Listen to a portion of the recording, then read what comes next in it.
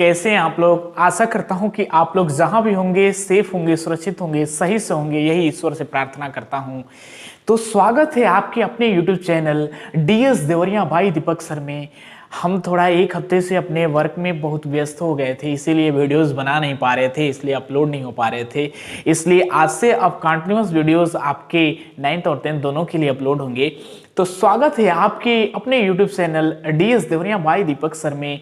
आज हम शुरू करने वाले हैं एक्सरसाइज 10.3 का क्वेश्चन नंबर 1, 2 and 3 बिल्कुल full explanation with full concept के साथ, because you know that concept is my power and your power.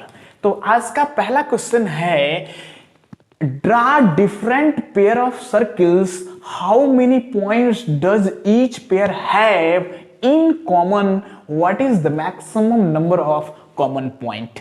आपको डिफरेंट पेयर ऑफ सर्कल्स बनाने हैं और उसमें से देखना है कि उसके कुल कितने नंबर ऑफ कॉमन पॉइंट होंगे, और कह रहा है कि maximum number of common point कितना होगा।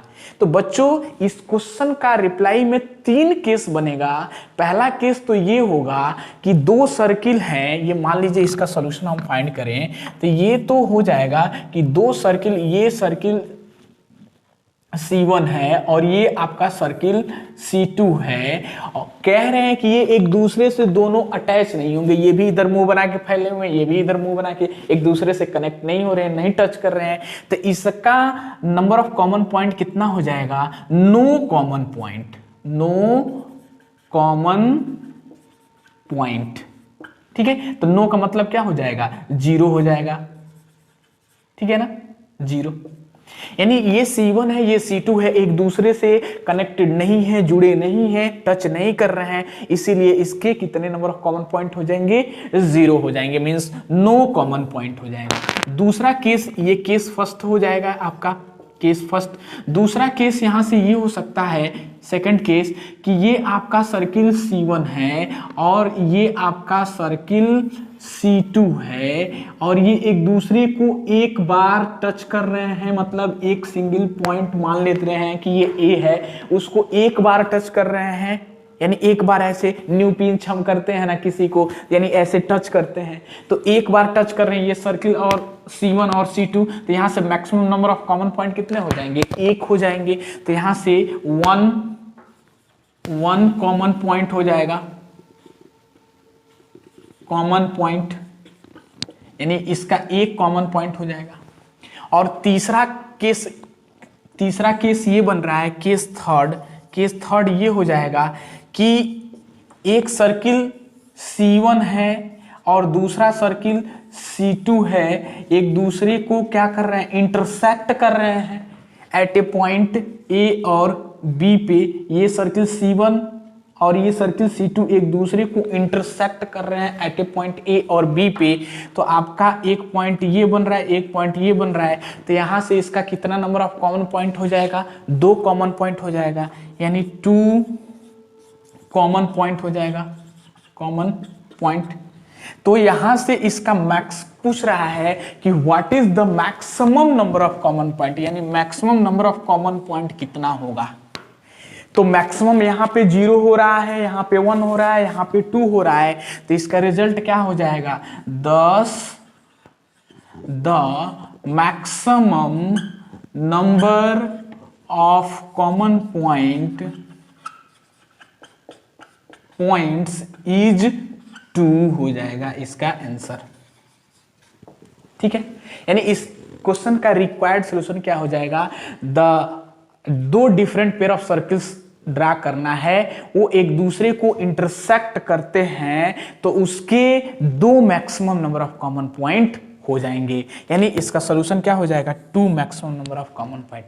यहां पे एक केस और भी हो सकता है कि यदि सेम रेडियस के 2 सर्किल्स एक दूसरे को कितने number of maximum number of common points को इंटरसेक्ट करेंगे। तो इसका सर्कल पे तो इनफाइनाइट नंबर ऑफ पॉइंट्स होते हैं, तो सेम रेडियस के होंगे तो उसके infinite number of common point हो सकते हैं। लेकिन क्वेश्चन में ही कह दिया है कि हमको draw different pair of circles हमको बनाना है, मतलब अलग अलग रेडियस के सर्किल बनाना है, इसलिए इसका maximum number of common point कितना हो जाएगा? 2 हो जाएगा। यदि सेम रेडियस का रहता तो इनफाइनाइट हो जाता। ये ध्यान देना है क्वेश्चन में। ओके स्टूडेंट्स, तो आई होप स्टूडेंट, मैं आशा करता हूं कि ये क्वेश्चन आपको बिल्कुल सही तरीके से क्लियर हो गया होगा। तो इसे पोज करके स्क्रीनशॉट लीजिए, अच्छे से नोट्स बनाइए, प्रैक्टिस करिए, हमारे साथ बने रहिए, अधिक से अधिक फ्रेंड्स और स्टूडेंट में शेयर करिए, शेयर करके बताइए दोस्तों को कि डीएस देवरिया बिल्कुल एक्सप्लेनेशन विद फुल कॉन्सेप्ट के साथ सभी क्वेश्चंस को सॉल्व करते हैं आपके दीपक सर। अब आइए सेकंड क्वेश्चन को सॉल्व करते हैं। बहुत ही मजेदार क्वेश्चन है और बहुत ही अच्छा क्वेश्चन है। कह रहा है कि suppose you are a given circle, आपको ही बना दिया कि एक सर्कल है, हमको पता नहीं है कैसा सर्कल है, उसका सेंटर पता नहीं है। कह रहा है कि give a construction to find its centre, तो उसको आपको कंस्ट्रक्शन से हेल्प से उसका सेंटर फाइंड करना है। Give a construction to find a centre, its centre, ठीक है। यानी कहने का मतलब ये है कि ये एक सर्कल दिया गया है, ऐसे ये एक सर्कल है। अब इसको हम कंस्ट्रक्शन की हेल्प से इसका सेंटर फाइंड करना। हमको पता है कि सर्कल बिना सेंटर का बनेगा नहीं, लेकिन ये आपको यहाँ पे बताना है कि इसका सेंटर क्या है। ऐसे बना लिया, जैसे हम काड़ा कह दें या क्वाइन कह दें, ये एक सर्कल है, चूड़ी है, ये एक सर्कल है, चूड़ी से ऐसे काड़ा से हम सर्कल ऐसे बना लेते हैं, हमको पता नहीं है कि इसका सेंटर कहाँ होता है। तो ऐसे उस प्रकार का इंस्ट्रूमेंट है। तो ये आपका एक सर्कल दिया गया है, यहां से इसका सेंटर फाइंड करते हैं। कैसे फाइंड करते हैं? आपको क्या करना है, इस सर्कल पे आप 3 पॉइंट कहीं भी ले लीजिए। हम कह रहे हैं कि ये आपका एक पॉइंट ए है, ये आपका पॉइंट बी है, ये एक पॉइंट सी है। यहां से ए से बी को मिला दीजिए, बी से सी को मिला दीजिए, फिर सी से आपको क्या कर दीजिए, ए को भी मिला सकते हैं, ठीक है ना। अब इस ए बी बी सी और सी ए का क्या कर दीजिए, परपेंडिकुलर बाइसेक्टर ड्रा कर दीजिए। क्या करना है, परपेंडिकुलर बाइसेक्टर। अब आपको साइड से बता रहे हैं कि किसी लाइन का परपेंडिकुलर बाइसेक्टर कैसे करते हैं। मान लीजिए ये लाइन ए बी है, इसका परपेंडिकुलर बाइसेक्टर कैसे कर देंगे, ए पर नीडल रखेंगे और आधे से अधिक दूरी ले लेंगे, आधे से अधिक लेना है आपको, आधे से अधिक डिस्टेंस ले लेंगे और एक ऊपर इस साइड में और एक नीचे इस साइड में आर्क लगा देंगे, ऐसे और ऐसे आर्क लगा देंगे। सेम उसी पॉइंट, उसी तरह से उसको थोड़ा सा भी कम ज्यादा नहीं करेंगे, उसी डिस्टेंस से बी पॉइंट पर रखेंगे, एक फिर इधर और एक इधर आर्क ऐसे और ऐसे लगा देंगे। जहां ये इंटरसेक्ट करते हैं उसको आप ऐसे मिला दीजिए। तो इस लाइन को ये 2 बराबर भाग में क्या कर दिया, मान लीजिए ये पॉइंट, हम इस पॉइंट को हम पी पे इंटरसेक्ट कर रहा है, ये लाइन पी पे इंटरसेक्ट कर रहा है, तो जो एपी का लेंथ होगा ना वो हमारा बीक्यू के बीपी के लेंथ के बराबर हो जाएगा। इसको हम कहते हैं perpendicular bisector of a given line segment. यानी एक दिए गए लाइन सेगमेंट से उसका परपेंडिकुलर बाइसेक्टर ऐसे ड्रा करते हैं। इसको आपको उससे कंपास से करना है, ठीक है ना। कंपास जो चांदा और प्रकार होता है उसके हेल्प से करना है। तो इस ए बी का और बी सी का और सी ए का तीनों का कर दो तो बहुत अच्छा रहेगा, नहीं तो कम से कम 2 लाइन का परपेंडिकुलर बाइसेक्टर आपको करना ही पड़ेगा। आप क्या कर दो, ए बी का परपेंडिकुलर बाइसेक्टर कर दोगे तो ए से आधे से अधिक डिस्टेंस लेके एक इधर आर्क लगा दो, एक इधर आर्क लगा दो, ऐसे मान लो एक ऐसे और एक ऐसे आर्क लगा दो। फिर बी से आप एक ऐसे और एक ऐसे आर्क लगा दो, इसके परपेंडिकुलर बाइसेक्टर लाइन को ऐसे आगे बढ़ा दीजिए। फिर इस BC का परपेंडिकुलर बाइसेक्टर कर दीजिए, यहां से ये भी आधे से अधिक एक दूरी लेके एक इधर और एक इधर आर्क लगा दीजिए। मान लीजिए एक आपका इधर लग गया और फिर दूसरा इधर लग गया। फिर उसी तरह से C से एक आपका ऐसे और एक ऐसे आर्क लगा दीजिए और इसके कटिंग पॉइंट को ऐसे, लाइन को ऐसे आगे बढ़ाइए और ये इसको आगे ऐसे बढ़ा दीजिए। फिर आप AC लाइन का परपेंडिकुलर बाइसेक्टर कर दीजिए, तो यहां से आधे से अधिक दूरी लेके एक इधर और एक इधर, यानी एक मान लीजिए ऐसे और ऐसे आर्क लगा दीजिए। फिर यहां C से, ठीक है ना, ऐसे और ये ऐसे आर्क लगा दीजिए। इसके लाइन को आप ऐसे आगे बढ़ाइए। ये देखिए जहां इंटरसेक्ट करते हैं तीनों लाइन का परपेंडिकुलर बाइसेक्टर लाइन, जहां तीनों इंटरसेक्ट करते हैं वही इसका क्या हो जाएगा, सेंटर O हो जाएगा। ठीक है, एक बार और समझा दे रहे हैं। आपको क्या करना है, सर्किल पे 3 पॉइंट लेना है। एक सर्किल ऐसे बना लेना है बिना सेंटर का, एक सर्किल बना लेना है। उस सर्किल पे यहां से एक अलग से बता दे रहे हैं, यहां पे एक सर्किल ले लीजिए, हमको सेंटर इसका फाइंड करना है। इस पे 3 पॉइंट A, B और C ले लीजिए, तीनों को ऐसे मिला दीजिए अब इस तीनों line segment A B B C और सी ए का क्या कर दीजिए, परपेंडिकुलर बाइसेक्टर कर दीजिए। और परपेंडिकुलर बाइसेक्टर को आगे बढ़ाइएगा, ऐसे मान लीजिए इसका परपेंडिकुलर बाइसेक्टर ये हो गया, इसका परपेंडिकुलर बाइसेक्टर ये हो गया, और इसका परपेंडिकुलर बाइसेक्टर ये हो गया। जहां ये मीट करते हैं तीनों परपेंडिकुलर बाइसेक्टर, वही उसका क्या हो जाएगा, सेंटर हो जाएगा। ठीक है, तो आई होप स्टूडेंट, मैं आशा करता हूं कि आपको बिल्कुल सही तरीके से ये क्लियर हो गया होगा। तो इसे पोज करके स्क्रीनशॉट लीजिए और इस प्रैक्टिस करिए, कॉपी पे प्रैक्टिस करके बनाइए। आपको मैं आशा करता हूं कि ये सही से क्लियर हो गया होगा। यदि कोई डाउट हो तो हमें कमेंट करके जरूर बताइए। अधिक से अधिक फ्रेंड्स और स्टूडेंट में शेयर करिए वीडियोज को। अब आइए नेक्स्ट क्वेश्चन नंबर 3 को सॉल्व करते हैं। बहुत ही इंपॉर्टेंट क्वेश्चन है ये question, very most important question है। एवरी ईयर एवरी टाइम आता है ये क्वेश्चन। कुछ क्वेश्चन सर्किल के अंदर 10-12 क्वेश्चन बहुत ही इंपॉर्टेंट है, जो हर बार उसमें से कोई ना कोई क्वेश्चन आना ही आना है, मस्ट है। उसमें से ये क्वेश्चन है कि if two circles intersect at 2 points, prove that their centers lie on the perpendicular bisector of the common chord। यानी कहने का मतलब यह है कि दो सर्किल इंटरसेक्ट कर रहे हैं एट ए 2 पॉइंट्स पे। ये हम बना दे रहे हैं फिगर इसका कि ये एक सर्किल है और ये दूसरा सर्किल है। ये मान लीजिए हम इसको C1 कह दे रहे हैं, इसको C2 कह रहे हैं।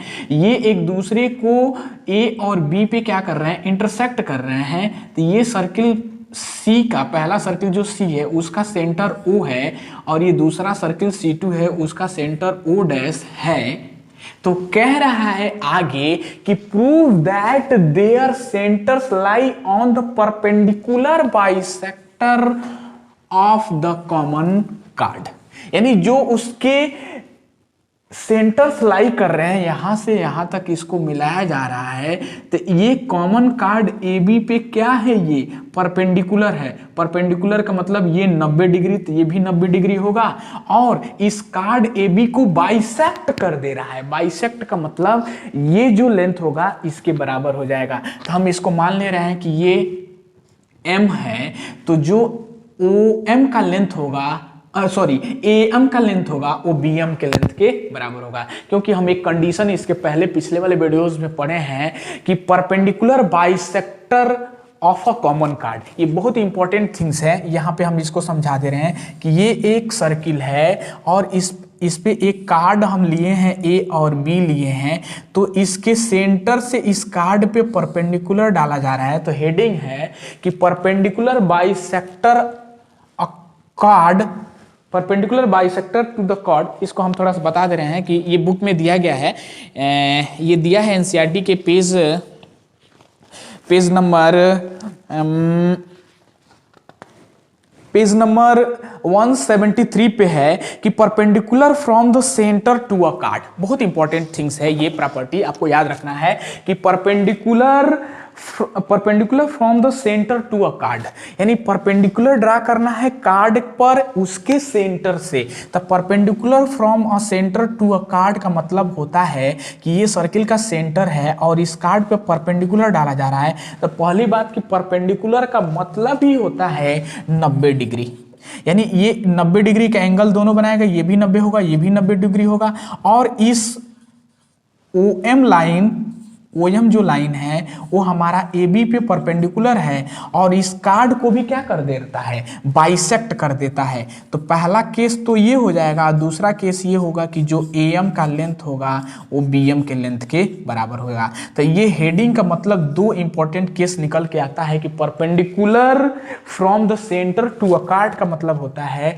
सेंटर से इस कार्ड पे परपेंडिकुलर होगा तो 90 डिग्री का एंगल बनाएगा और कार्ड को भी बाइसेक्ट कर देगा। तो वही बात यहाँ पे रहा है कि प्रूव करना है कि there centres lie on the perpendicular bisector of the common card. यानी सर्किल C1 और सर्किल C2 का जब सेंटर मिला रहे हैं तो वो कॉमन कार्ड AB C1 में भी है और AB C2 में भी है। तो AB जो है उस सेंटर से क्या है, परपेंडिकुलर बाइसेक्टर कर रहा है। मतलब ये 90 डिग्री होगा, ये 90 डिग्री होगा और AM का लेंथ BM के लेंथ के बराबर हो जाएगा। बहुत आसान प्रूफ है, बस ध्यान से देखिए। इसके बाद हम कंस्ट्रक्शन में क्या कर देंगे, O से A को मिला देंगे, O से B को मिला देंगे, O डैश से A को मिला देंगे और O डैश से B को मिला देंगे। ठीक है, तो यहाँ पे देखिए दिया क्या है, यानी प्रूफ ऑफ दिस क्वेश्चन क्या हो जाएगा, पहली बात गिवन दैट, तो गिवन दैट में हो जाएगा कि two circles intersect at points A and B, यानी दो सर्किल C1 और C2 है, उसको इंटरसेक्ट कर रहा है at a point A B पे। तो प्रूफ क्या करना है कि O dash is perpendicular bisector of the chord A B.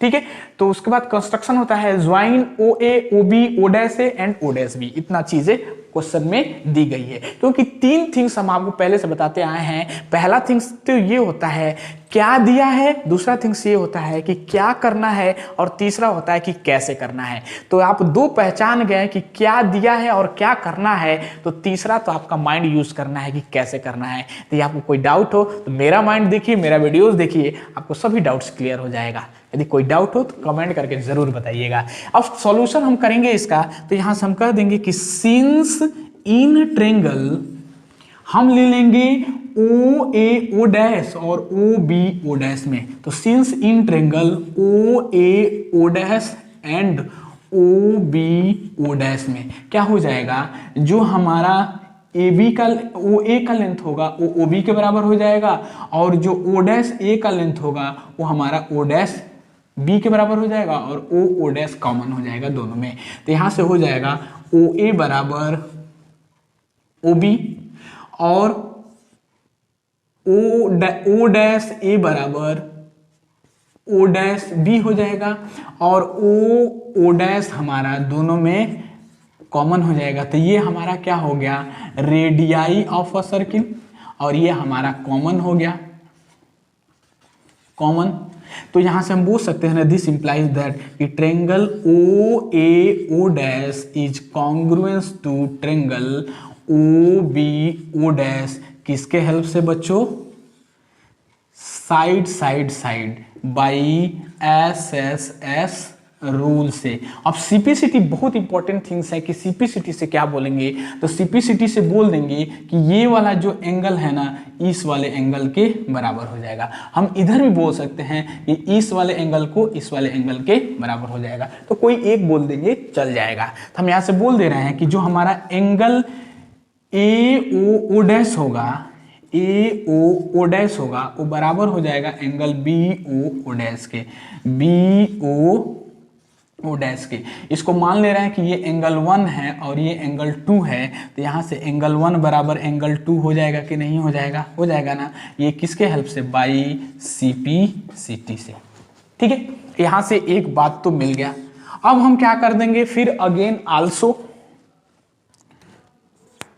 Also एक बार अब फिर हम ए ओ एम में और बी ओ एम में चल देंगे। तो also in triangle A O M and triangle B O M में। ठीक, तो यहां से क्या हो जाएगा, ए ओ एम और बी ओ एम में A O side O B के बराबर हो जाएगा, क्योंकि वो रेडियाई ऑफ सर्किल है। यहां से A O is equal to B O. दूसरा क्या हो जाएगा कि जो हमारा एंगल 1 है वो एंगल 2 के बराबर हो जाएगा, angle 1 is equal to angle 2। और जो ओ एम लेंथ है वो इस वाले ट्रेंगल में भी है और इस वाले ट्रेंगल में है, तो कॉमन हो जाएगा। तो O M is equal to O M, ये हमारा कॉमन हो गया, ये कॉमन, और ये तो हमारा एबव दिया हुआ है और ये रेडियाई हो गया। ठीक है, ये एबव। हम यहां से बोल सकते हैं ना, यहां से हम इधर लिख दे रहे हैं, दिस इंप्लाइज दैट ट्रेंगल जो हमारा ए ओ एम होगा, ट्रेंगल ए ओ एम होगा वो कॉन्ग्रुएंट हो जाएगा ट्रेंगल बी ओ एम के, किसके हेल्प से, साइड एंगल साइड के हेल्प से, बाई एस रूल से हो जाएगा। तो यहां से ये ट्रेंगल इसके कॉन्ग्रुएंट हो गया बच्चों। तो सीपीसीटी से हम क्या बोल देंगे कि जो एम साइड है वो बीएम के बराबर हो जाएगा। This implies that M is equal to BM. Chord को बाइसेक्ट कर दिया कि नहीं, बाई सीपीसीटी। तो यही न कह रहा है कि perpendicular bisector of the common chord. तो ये आ गया कि नहीं, M is equal to BM, जो हम यहां से रूल बताए थे। अब क्या कर देना है, इसको 90 डिग्री दिखाना है। तो सीपीसीटी से हम यहां से ए एम ओ को बी एम ओ के भी तो बराबर बोल सकते हैं सीपीसीटी से, and angle A M O बराबर एंगल बी एम ओ, ये भी by C P C T से हो जाएगा। तो अब क्या कर दो, इन दोनों को प्लस कर दोगे, angle A M O plus angle B M O को, तो ये क्या हो जाएगा 180 डिग्री होगा कि नहीं, क्योंकि ये दोनों का प्लस क्या होता है लीनियर पेयर से 180 डिग्री हो जाएगा।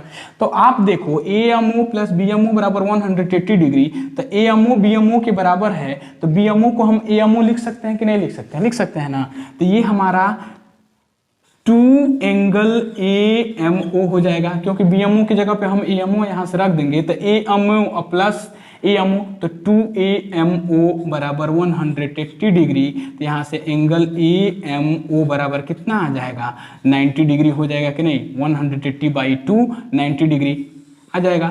अब ए एम ओ हमारा बी एम ओ के बराबर है, तो ये हम यहाँ से एंगल बी एम ओ भी हो जाएगा, वो भी हमारा 90 डिग्री हो जाएगा। तो ये भी हमारा 90 डिग्री हो गया और ये भी हमारा 90 डिग्री हो गया। तो 90 डिग्री हो गया तो हम बोल सकते हैं ना 90 हो गया तो O M is perpendicular to A B. तो यहाँ से this implies that O M is perpendicular to A B. तो जब बाइसेक्ट कर दिया और ओ एम ए बी पे परपेंडिकुलर हो गया, तो ये हो गया ना कि O dash is perpendicular bisector of the chord A B. तो यहाँ से लास्ट में हो जाएगा हेंस, लास्ट में hence O dash is perpendicular bisector of the chord A B. तो आई होप स्टूडेंट, मैं आशा करता हूं कि ये क्वेश्चन बिल्कुल सही तरीके से क्लियर हो गया होगा। तो इसे पोज करके स्क्रीनशॉट लीजिए, अच्छे से नोट्स बनाइए, प्रैक्टिस करिए, हमारे साथ शुरू से लेके एंड तक बने रहिए, क्योंकि यहाँ डीएस देवरिया के द्वारा सभी क्वेश्चंस को बिल्कुल फुल एक्सप्लेनेशन के साथ एक एक लाइन को बता करके सही तरीके से ढंग से सॉल्व किया जाता है आपके दीपक सर के द्वारा। तो अधिक से अधिक फ्रेंड्स और स्टूडेंट को बताइए कि दीपक सर डीएस देवरिया सभी क्वेश्चन को बिल्कुल full explanation with full concept के साथ सॉल्व करते हैं। यदि फर्स्ट टाइम हमारे चैनल को आप सब लोग देख रहे हैं, न्यू स्टूडेंट हैं, तो सब्सक्राइब कर दें, एक लाइक कर दें और अधिक से अधिक फ्रेंड्स और स्टूडेंट पे शेयर करिए और नोटिफिकेशन ऑल पे क्लिक करके हमारे जो भी आने वाले वीडियोस हैं उसको सबसे पहले यूट्यूब पे फर्स्ट टाइम सबसे पहले देख सकते हैं। तो अधिक से अधिक फ्रेंड्स और स्टूडेंट को शेयर करके बताइए। Thank you so much, thank for watching. फिर मिलते हैं नेक्स्ट वीडियो के साथ।